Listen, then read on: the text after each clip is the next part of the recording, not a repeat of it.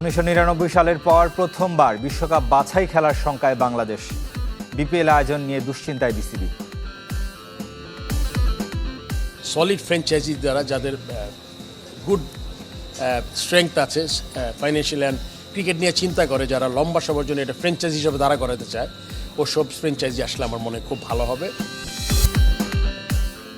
ক্ষোভের মুখে হংকংয়ে বদলে গেল বাংলাদেশের অনুশীলন ভেন্যু। হামজা চৌধুরীকে অধিনায়ক করার চিন্তা। পছন্দের ফরম্যাট ওয়ানডেতে দিন দিন অধপতন হচ্ছে বাংলাদেশের। শেষ 8 সিরিজের 7টিতেই হেরেছে। এবছর 7 ম্যাচ খেলে জিতেছে মাত্র 1টিতে। সরাসরি 2027 বিশ্বকাপ খেলার সমীকরণ কঠিন হয়ে উঠছে টাইগারদের জন্য। ঘরের মাঠে ওয়েস্ট ইন্ডিজকে হোয়াইট ওয়াশ করতে পারলে উন্নতি ঘটবে র্যাঙ্কিংয়ে। বাংলাদেশের পছন্দের ফরম্যাট ওয়ানডে, তবে এখন তা বলার সুযোগ নেই। পরিসংখ্যানে টাইগারদের অধপতন স্পষ্ট। 2015 থেকে 2022 সাল পর্যন্ত সময়টাতে হারের চেয়ে জয় ছিল বেশি। 2023 থেকে শুরু অবনতি। সে বছর বিশ্বকাপ সহ 29 ম্যাচের 18টিতেই হারে টাইগাররা।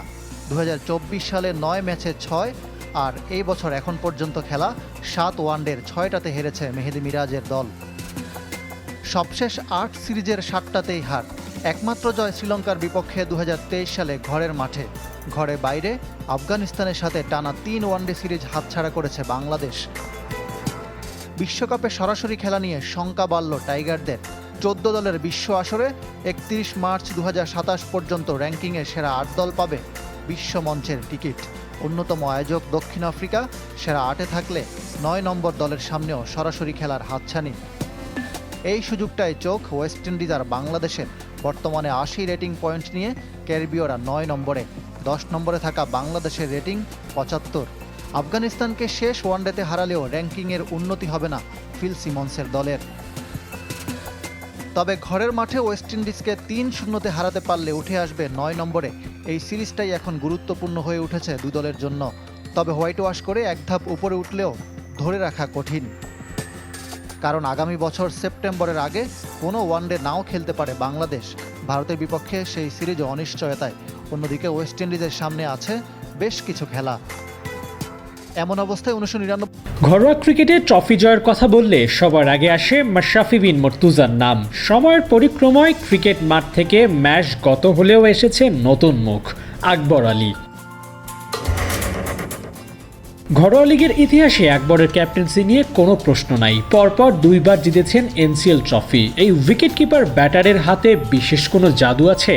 না, আমার মনে হয় এরকম না ব্যাপারটা। প্রত্যেকটা প্লেয়ার আসলে আগে ব্যাটসম্যান, বোলার, ফিল্ডার, তারপরে আসলে ক্যাপ্টেনশিপ আসলে একটা অ্যাডিশনাল দায়িত্ব। মাশরাফির গুণটা আকবর পেয়েছেন হয়তো। প্লেয়ারদের আগলে রাখা, ক্রেডিট দেওয়ার প্র্যাকটিসটা চমৎকার। শিরোপা জিতে দলের সতীর্থদের নিয়ে আকবর দিলেন চমৎকার বার্তা। এটাই হয়তো একজন ক্যাপ্টেনের বিশেষ বৈশিষ্ট্য। ইকবাল, অঙ্কন, অনিক সরকার প্রথমবার খেলতে আসছে। হাশেম ভাই গত বছরও ছিল, বাট এই বছর উনি যেরকম তার কনসিস্টেন্সি দেখিয়েছেন পুরো টুর্নামেন্টে, আমি বলবো যে এটা খুব ভালো প্লাস পয়েন্ট ছিল। আর গতবারের থেকে এবার যদি বলেন যে ডিফারেন্সটা কোথায়, তাহলে আমি বলবো যে এবার স্পিনাররা মেইন রোলটা প্লে করেছে এবং পেস বোলাররা আমি বলবো সাপোর্টিং রোল প্লে করেছে।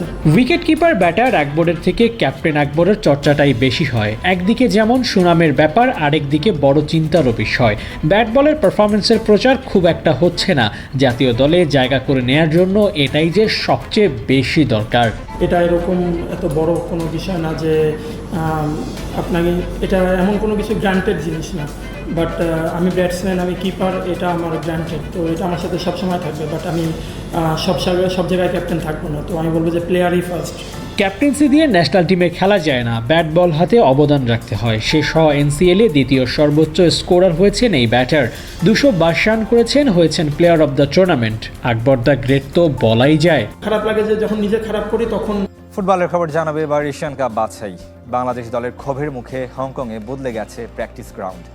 একদিনের ব্যবধানে ভিন্ন ভেন্যুতে অনুশীলন সেরেছে কাবরেরা শিশোরা। এদিকে দলের নতুন অধিনায়ক হতে পারেন হামজা চৌধুরী, ইঙ্গিত দিয়ে রেখেছেন হাভিয়ের কাবরেরা। হংকং থেকে শাফায়েত মিদুলের রিপোর্ট। কেমন ছিল প্র্যাকটিস? 1.5 ঘন্টার অনুশীলন সেশন কেমন ছিল তা এক বাক্যে জানিয়ে দিলেন হামজা চৌধুরী। হংকংয়ে প্র্যাকটিস গ্রাউন্ড নিয়ে ক্ষুব্ধ ছিল সফরকারীরা, তাই দ্বিতীয় দিন ভেন্যু বদলে নির্ধারিত সময়ের আগেই মাঠে লাল সবুজ প্রতিনিধিরা। তখনও সিংয়ে গ্রাউন্ডে চলছিল স্থানীয়দের আনাগোনা। সবাই অবাক দৃষ্টিতে দেখেছেন হামজাকে।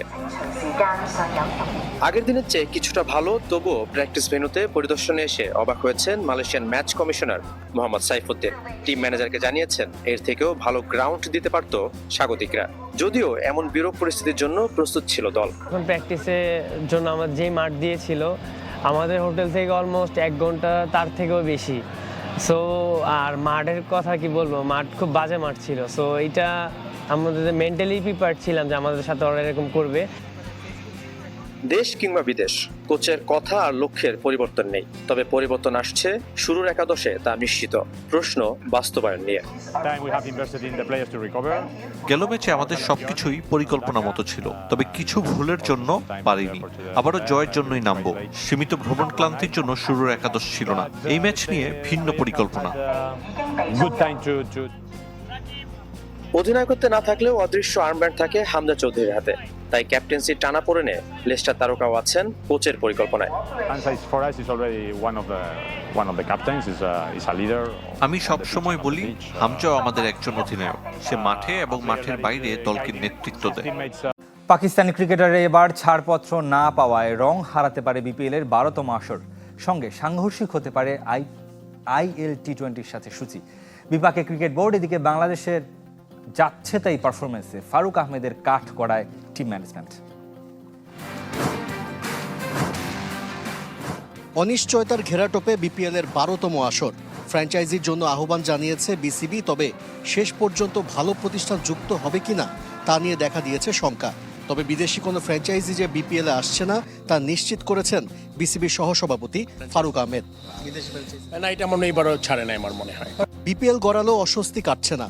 আসর খেলতে এবার ছাড়পত্র পাবেন না পাকিস্তানি ক্রিকেটাররা। শ্রীলঙ্কা একই পথে হাঁটছে, তবে এসব ছাপিয়ে বিসিবির চিন্তায় IL T20।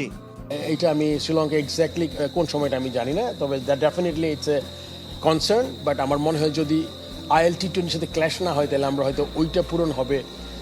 যদিও পাকিস্তান এটা ডমিনেট করে আমাদের এখানে সবসময়, বাট ওইটা পূরণ করবে হয়তো বা অন্য দেশের প্লেয়াররা। গেলবার বিপিএল এর দায়িত্বে ছিলেন ফারুক আহমেদ, এবার কোনো কমিটিতেই জায়গা হয়নি।